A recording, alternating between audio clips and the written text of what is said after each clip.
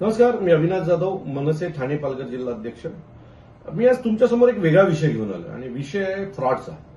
काल अधिवेशनामध्ये आपल्याला महाराष्ट्राच्या मुख्यमंत्र्यांनी फ्रॉड विषयी, कशा प्रकारे फ्रॉड होतो, त्याच्या बाबतीत काय हेल्पलाईन सुरू केलेल्या आहेत या बाबतीमध्ये एक अधिवेशनामध्ये भाषण केलं.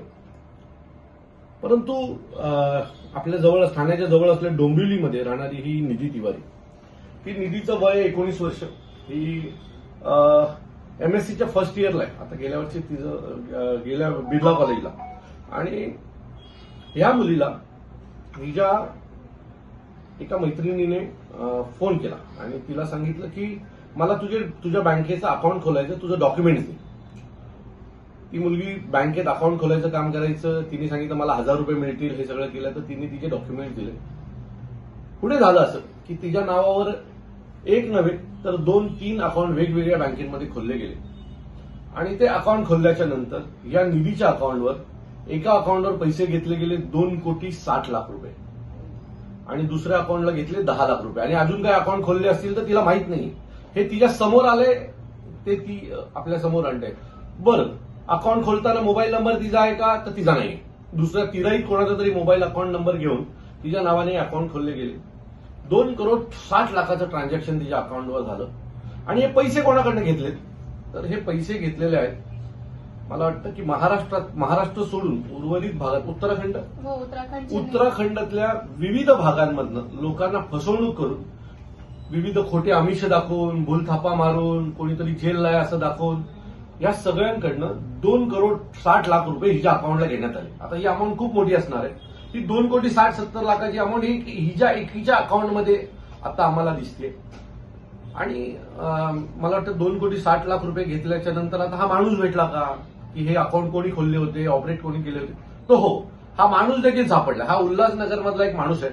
आणि ह्या माणसाने हे सगळे जे झोल आहेत ते या माणसाने केलेले आहेत.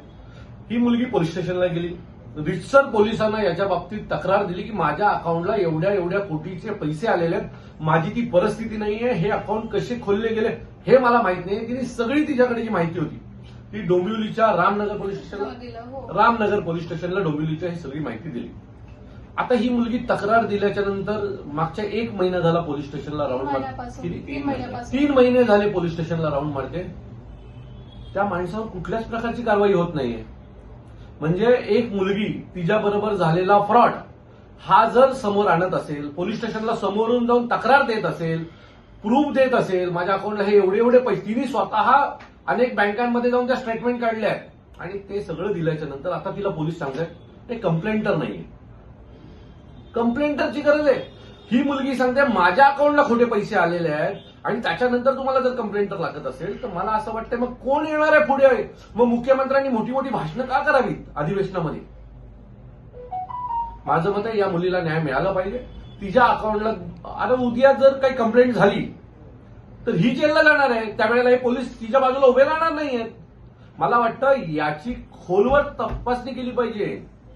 उत्तराखंडामधल्या ज्या नागरिकाची फसवणूक झाली आहे ना, तो माणूस देखील भारतीय आहे. त्याचाही अधिकार आहे. उलट महाराष्ट्र पोलिसांनी यात पुढाकार घेऊन एक खूप मोठा रॅकेट ओपन केला पाहिजे. म्हणजे आरोपी माहिती आहे का? तर आरोपी माहिती आहे. म्हणजे या मुलीला त्या आरोपीचं नाव माहिती आहे. काय नाव आहे त्याचं? जय शकला नावाचा एक व्यक्ती आहे. त्यांनी हा सगळा फ्रॉड केलाय. त्याला पोलिसांनी बोलवलं देखील पोलीस स्टेशनला. पण त्याच्यावर कुठल्याच प्रकारची एवढ्या मोठ्या फ्रॉड नंतर कारवाई होत नाही, चौकशी होत नाही. खरं तर हा मॅटर CID वगैरेकडे दिला पाहिजे की एवढे पैसे तुम्ही फ्रॉड करून आणता कसे एका मुलीच्या अकाउंटला 20 वर्षाच्या? अशा कितीतरी मुली असतील, कितीतरी कॉलेजची मुलं असतील ज्यांच्या अकाउंट, त्यांच्या नावाने अकाउंट ओपन केले गेले असतील आणि त्यांच्या नावावर एवढ्या मोठ्या प्रमाणात पैसे घेतले गेले असतील. जर पोलीसच हिला मदत करत नसणार तर करायचं काय? मला वाटतं महाराष्ट्राचं अधिवेशन सुरू आहे आणि अधिवेशनातला अतिशय महत्वाचा चर्चेचा विषय हा.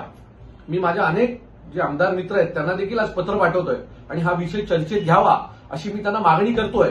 पण मला असं वाटतंय की या विषयात खूप मोठा झालमोल आहे. आता या मुलीबरोबर काय घडलं ती तुम्हाला सांगेल. माझी चांदनी सिंग म्हणून माझ्या वडीलची एक मुलगी आहे. तिने बँकमध्ये स्वतः येते, आरबीएल बँकमध्ये जॉबला. तिचं वय 35 आता. तिने मला बोललं होतं बँकेचं टार्गेट आहे म्हणून तू ओपन कर. मी दिलं माझं सगळं डॉक्युमेंट्स. मी स्वतःच गेली होती अकाउंट ओपन करायला आणि तिने मला बोललं त्या बदल्याने टार्गेटचं जे इन्सेंटिव्ह भेटेल ते तुला दिला. 1-1.5 हजार दिलं पण तिने. त्यानंतर मला काहीच माहित नाही कुठून पैसे आले, कुठं सगळं ऍक्सेस पण घेतलं, चेकबुक एटीएम सगळं तिच्याकडे घेतलं, नंबर पण तिचाच होता. मला काही माहितच नाही पैसे कुठून आला. 3 डिसेंबरला मला हे कळलं. ते रामनगर पोलीस स्टेशनमध्ये जाऊन सगळं गोष्ट सांगितलं. 19 डिसेंबरला त्यांना पकडलं 4 वाजता इथे गणेश मंदिरकडे. त्यानंतर त्यांना रात्री 11:30 पर्यंत सोडून दिला आणि आता बोलतात तू सेफ आहे. पण मी कसं सेफ आहे? त्यांचा जबाब पण उलटसुलट घेतला. माझ्यासमोर जे त्यांनी मान्य केला होता आणि जे मला जबाब भेटलाय ते दोन्ही खूप वेगळं आहे. मला असं वाटतं की ह्या प्रकरणाची नीट चौकशी झाली पाहिजे. हा प्रकरण दिसतो तेवढा छोटा नाहीये. ह्यात अशा अनेक कॉलेजची मुलं मुली आज ही समोर यायची हिने डेअरिंग केली आहे. असे अनेक मुलं मुली असतील की जे जाऊ दे ना बघू नंतर काय होईल. तुम्हाला आणखी एक गोष्ट सांगतो. माझ्या मनसेच्या ठाण्याच्या कार्यालयामध्ये रोज एक महिला येते. तिचा नवरा मागच्या 4 महिन्यापासून जेलला आहे. आता त्या माणसाची चुकी काय तुम्हाला सांगतो. त्या माणसाने त्याच्या एका मित्राला आधार कार्ड पॅन कार्ड दिला आणि त्या माणसाने त्याच्या नावावर 4 फ्रॉड कंपन्या खोलल्या. 4 फ्रॉड कंपनीमध्ये जीएसटीचे 27 करोड रुपये त्याच्या नावावर बाकी आहेत असं दाखवलं. ज्याला राहायचं घर नाहीये अशा व्यक्तीवर 27 करोड रुपयाची जीएसटीचं देणं बाकी आहे असं दाखवलं. ज्याने पैसे खाल्ले, ज्यांनी त्या अकाउंटला ट्रान्झॅक्शन केले ती सगळी लोक गायब आहेत. पण हा गरीब ज्याला स्वतःचं घर नाही, ज्याला 10,000 रुपये पगारावर त्याच ठिकाणी काम करायचं, तो माणूस आज जेलला 4 महिन्यापासून. उद्या या मुलीबरोबर पण तेच होईल, अनेक मुलांबरोबर तेच होईल. माझी महाराष्ट्राच्या मुख्यमंत्र्यांना विनंती आहे की या प्रकरणाची चौकशी झाली पाहिजे. ज्या अधिकाऱ्यांनी यात निष्काळजीपणा केला, यात व्यवहारही झाले, तुम्ही ज्या अधिकाऱ्यांनी यात निष्काळजीपणा केलेला आहे त्या सर्व अधिकाऱ्यांना तात्काळ सस्पेंड केला गेला पाहिजे अशी आमची मागणी आहे. नाही तर या मुलीला घेऊन मी उपोषणाला बसीन, एवढं नक्की. धन्यवाद.